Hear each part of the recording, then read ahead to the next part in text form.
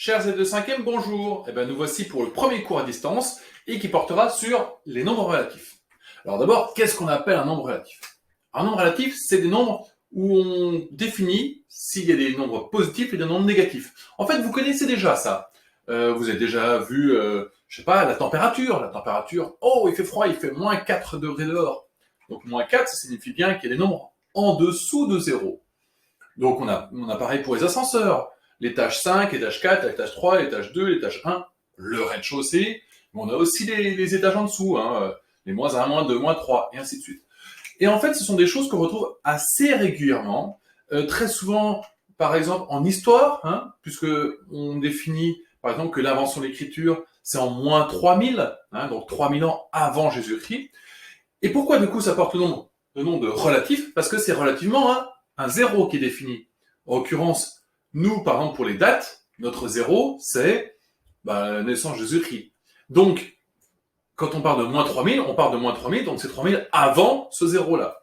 Donc les nombres relatifs, le mot relatif vient du fait que on part relativement au nombre zéro. Donc on a défini notre zéro, et après on a regardé les nombres négatifs d'un côté, les nombres positifs de l'autre. Alors maintenant, il y a quand même quelques interrogations là-dessus qui peuvent se poser. D'abord, posons-nous la question, mais comparons ces nombres-là.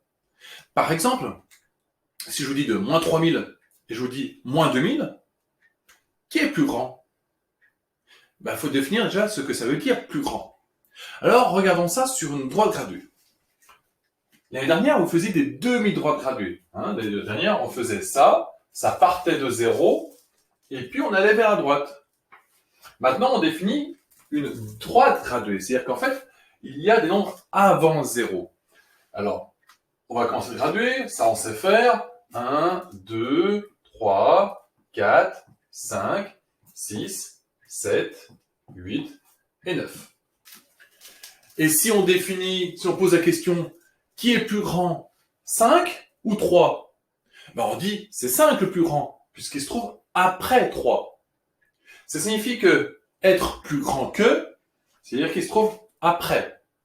Maintenant, graduons dans l'autre sens. Après 0, il y a moins 1, moins 2, moins 3, moins 4, moins 5, moins 6, et puis on va s'arrêter à moins 7 parce que je n'ai pas la place de faire plus. Donc, j'ai gradué de moins 7 à 9, et maintenant, si on se pose la question, qui est le plus grand, par exemple, entre moins 3 et moins 7, le plus grand, c'est moins 3, puisque moins 3 se trouve après moins 7. Donc, il faut faire attention, quand on parle de nombres négatifs, le plus grand, c'est celui qui est le moins négatif. C'est celui qui a la plus petite valeur numérique. Alors, dans les termes, ce qui est devant, on appelle ça le signe. Alors, s'il est négatif, on l'écrit. S'il est positif, souvent on ne met pas. Mais on peut tout à fait mettre, par exemple, que ici, c'est plus 1, plus 2, plus 3. C'est tout à fait juste également. Quand on parle de « il fait plus 3 degrés dehors », on peut évidemment dire « il fait 3 degrés dehors ». Mais on peut très bien dire « il fait plus 3 degrés dehors ». Donc, les nombres positifs et les nombres négatifs. Alors maintenant, comment on va appeler ça? Donc ça, c'est le signe.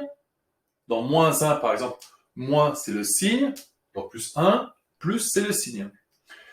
Et le nombre qui est après, on appelle ça souvent la valeur numérique. Donc c'est pour ça, si vous entendez parler de valeur numérique, c'est le nombre sans le signe. Par exemple, la valeur numérique de moins 4, c'est 4. Donc par exemple, moins 4, ça, c'est son signe. Et le 4, c'est sa valeur numérique.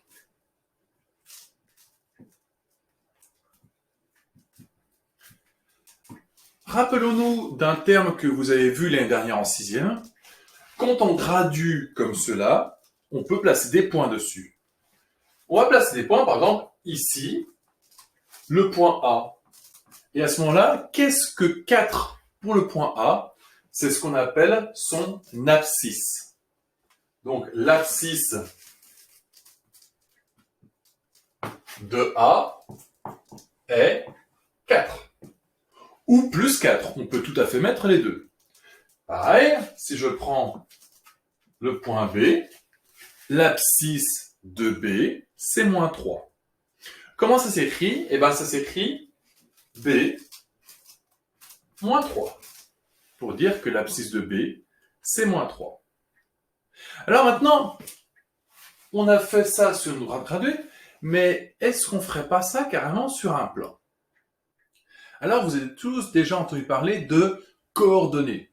Par exemple, si on parle des coordonnées GPS.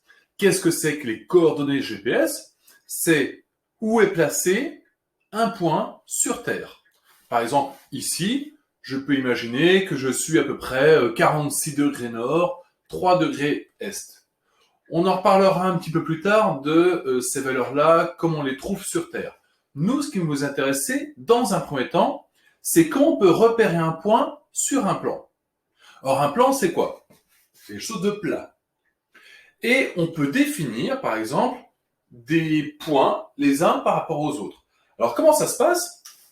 On va poser ce que nous appelons un repère. Et comme tout à l'heure, nous avions la droite graduée, là, vu que nous avons un plan, on va faire deux droites graduées qui se coupent. Là où elles se coupent, du coup, c'est leur 0, 0. 0 pour cet axe-là, 0 pour cet axe-là. Pour ce qu'on appelle donc ce repère, ceci s'appelle l'origine. Donc, à gauche de l'origine, les nombres sont négatifs pour cette droite-là, et positifs à droite. Et pareil pour le positif-négatif pour la droite verticale. Au-dessus, c'est positif, en dessous, c'est négatif. Donc, on peut graduer ainsi. Je vais mettre 1, 2, 3, 4. Alors, ce sont des choses que vous avez déjà faites, ceci. Mais nous, ce qui nous intéresse, c'est comment repère-t-on un point sur cette droite. Donc, je finis de graduer ma droite. Et puis, maintenant, on va se poser la question, mais comment on peut bien définir qu'un point est placé quelque part sur ce plan? Donc, moins 1, moins 2, moins 3, moins 4. Par exemple, prenons un point que je vais placer, par exemple, ici. Bon, on voit qu'il est au-dessus du 4. Et à combien au-dessus du 4? Eh bien, si on avait fait la grille, on verrait que, comme je l'ai mis, je suis à 1 au-dessus du 4.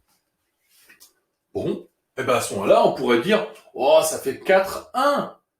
Pour dire que on va d'abord de 4 comme ça, puis 1 comme ça.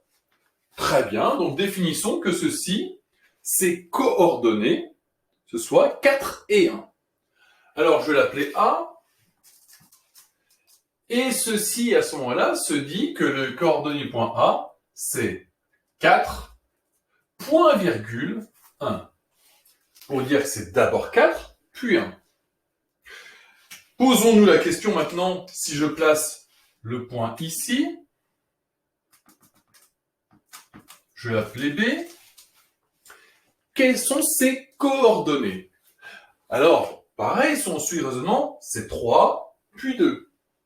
Mais dites donc, ne pourrions pas nous dire que c'est 2, puis 3? Ah oui, mais ça va pas, parce que si je dis 2, puis 3, quelqu'un pourrait confondre et se dire, bah, je fais 2, puis 3, et il se retrouve là. Si on définit que, par exemple, le coordonné de ce point-là, c'est 3, 2, il va falloir qu'on compte 3, 2, très bien, on tombe dessus. Mais si on se dit, bah, d'abord, je vais faire 3 comme ça, puis 2 comme ça, je ne retrouve pas ce même point. Donc, en fait, il faut définir un ordre dans lequel on compte. Et en fait, c'est comme j'ai fait pour le A, l'ordre dans lequel on définit, c'est d'abord horizontalement, puis verticalement. Toujours. C'est toujours d'abord horizontalement, puis verticalement. À ce moment-là, le point B, c'est coordonné, c'est 3, 2. Et mon point que j'aurais mis ici n'a pas les mêmes coordonnées. Parce que lui, le point donc je vais appeler C, ce serait 2, puis 3. 2 d'abord horizontalement, puis 3 verticalement. Donc on parle toujours de d'abord l'horizontale, puis la verticale. Ces coordonnées, elles sont 2. 1 pour cet axe-là, 1 pour cet axe vertical. Alors les noms que l'on leur donne, c'est le premier coordonnée s'appelle, comme quand on avait comme quand on n'a qu'une dimension, ça s'appelle l'abscisse. Et la deuxième, l'ordonnée. Autrement dit, pour le point C, ses coordonnées sont 2 et 3. 2, c'est son abscisse. 3, c'est son ordonnée. Prenons un autre exemple. Si je place un point ici, donc je fais hop, ses coordonnées sont, alors attention, on regarde toujours horizontalement en premier, ses coordonnées sont 2, et puis on descend moins 3. Donc le point D a pour coordonnées 2, moins 3. Quelle est l'abscisse de D? C'est 2. Quelle est l'ordonnée de D? C'est moins 3. Et AL2 forme ce que l'on appelle les coordonnées de D. Les coordonnées de D, c'est 2, moins 3. Donc voilà ce que j'attends de vous pour ce premier cours. C'est d'abord comprendre qu'il y a des nombres négatifs et des nombres positifs, et surtout se repérer dans le plan. Alors attention, on se repère, on donne deux nombres, d'abord horizontalement, puis verticalement. Toujours dans cet ordre-là. La valeur horizontale s'appelle l'abscisse, la valeur verticale s'appelle ordonnée. Et à L2, elle forme les coordonnées. Donc voici le premier cours sur les nombres relatifs. La suite se passera vendredi. Vous avez une feuille d'exercice qui est assez courte au final celle-ci et qui portera sur ce cours-ci. Elle sera à rendre absolument avant vendredi, c'est-à-dire qu'en fait vous avez jusqu'à jeudi soir à minuit. Vendredi, il faut que j'aie tout le monde. Et vendredi, je vous posterai la correction de la feuille d'exercice. Et ensuite, vous aurez le nouveau cours et la nouvelle feuille d'exercice qui sera à faire pour les vacances. Sur ce, écoutez, je vous souhaite une bonne journée, travaillez bien, et puis nous, on se retrouve vendredi. À vendredi!